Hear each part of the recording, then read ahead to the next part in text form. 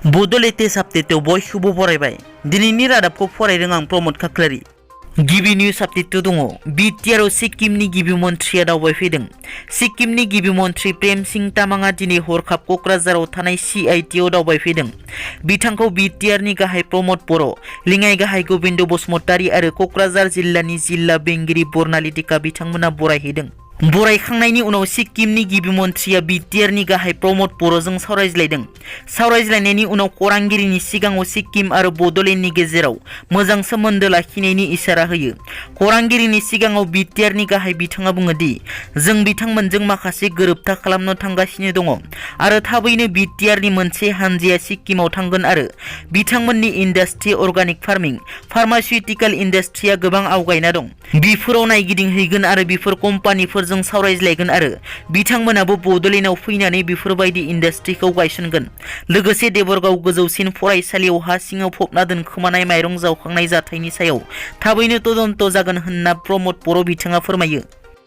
National लेभेलाव गेलेनानै गोबां मेडेल देरहानो हानाय आर्चारि गेलेगिरि बर' फिसा गहेला बर'नो बिटिआर सरकारा साख्रि होनो थिरांथा लादों। गहेला बर' बिथाङा गेलेनानै गोबां मेडेल देरहानो हानायजों ओनसोलनाङै दुलाराय बर' हारिखौ गोग्गाहोखांबाय। रायथिनो गोनांदि गहेला बर' बिथाङा गोब्राब बेरामजों नाख्रेबजानायनि थाखाय गावनि गेलेनायखौ दोनथ'नो गोनां जायो। बिथाङा हा-हु, मोसौ, बोरमा फाननानै गोलाव समनिफ्रायनो फाहामथाय लाबोगासिनो। बिथाङा दायो दिल्लीनि एम्सआव फाहामथाय लागासिनो। बिटिसिनि सावस्रि बिफाननि मावफुं सोद्रोमा अरुप कुमार दे बिथाङा फोरमायनाय बादिब्ला बिथाङा दायो दिल्लीनि बड'लेण्ड गेस्ट हाउसआव थानानै दिल्लीनि एम्सआव फाहामथाय लागासिनो आरो थाबैनो बिथाङा दिल्लीनिफ्राय फैफिननायनि उनावनो बिथांनो सावस्रि बिफानाव साख्रि होनाय जागोन होनना अरुप कुमार दे बिथाङा फोरमायो। बाक्सा जिल्लानि सुबनकाटा गोजौ फरायसालियाव दिनै बिटिसिनि बुंथिगिरि कातिराम बर'आ साइकेल रानदों। सुबनकाटा गोजौ फरायसालि सामलाय आफादनि आफादगिरि कमलाकान्त बर'नि आफादगिरि मासि सामलायनायाव खुंफुंनाय मेलाव थाखो 9 आरो 10 नि फरायसुलाफोरनि गेजेराव कातिराम बर' बिथाङा साइकेल राननानै होदों। बड'लेण्ड मुलुगसोलोंसालिनि जेंनाफोरखौ लानानै फिन दिनैबो क'क्राझार जिल्लानि बेन्दोङाव थानाय गंगुनिबो बांसिन फरायसालिमानि लांगोनायाव 2 घन्टा धरना हाबाफारि लादों। मख'नो गोनांदि गोबाव समनिफ्रायनो दुलाराय बर' फरायसा आफादआ बड'लेण्ड मुलुगसोलोंसालियाव नुजाबाय थानाय जेंनाफोरखौ लानानै सुस्रांनांगौनि थाखाय भाइस चेन्सेलर लाइस्लाम दातु सिंहजों सावरायनानै गोबां खेब गोसोखां बिलाइ गथायदोंमोन।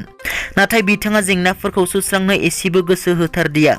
बेखायनो दिनैबो थाबैनो बिटिआर ओनसोलनिफ्राय बड'लेण्ड मुलुगसोलोंसालियाव अरायथा रेजिस्ट्रार थिसननो, एक्जिकिउटिभ मिटिंनि सिगां इउनिभार्सिटि कर्ट मिटिंखौ खुंनाय आरो VC प्रफेसर लाइस्राम दातु सिंहखौ बुखारनाय बायदि दाबिफोरखौ लानानै 2 घन्टा धरना हाबाफारि लादों।